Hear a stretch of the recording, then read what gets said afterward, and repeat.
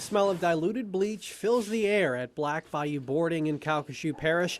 This weekly cleaning is a little more intense than usual as the business grapples with sickness. It just got to be a dramatic amount of numbers, so I said the best thing that we could do for everyone is close our doors right now. Taylor Bellon started Black Bayou Boarding back in 2017.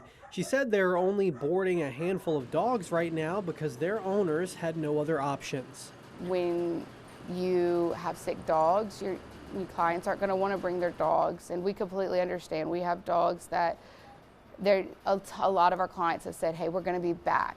Dr. Chang with Prion Lake Animal Hospital says that outbreaks like this just happen, especially at doggy daycares. And when you have a large group of dogs coming together in a boarding facility or doggy daycare, they're pretty much nose to nose. They come in contact with each other. He says that kennel cough is an umbrella term for a lot of different upper respiratory infections that often sort themselves out. Still, he says vaccines are key. If the pet owner travels a lot, boards their dogs, or the dog does go to those facilities, definitely make sure all your dogs are up to date on vaccines, and that's at least half the battle.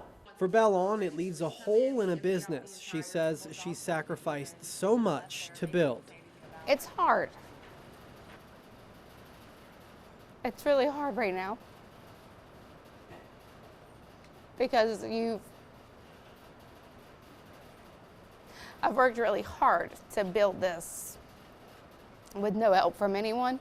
7 News reached out to other vets in the area. Several report seeing cases of kennel cough from multiple boarding facilities in Southwest Louisiana.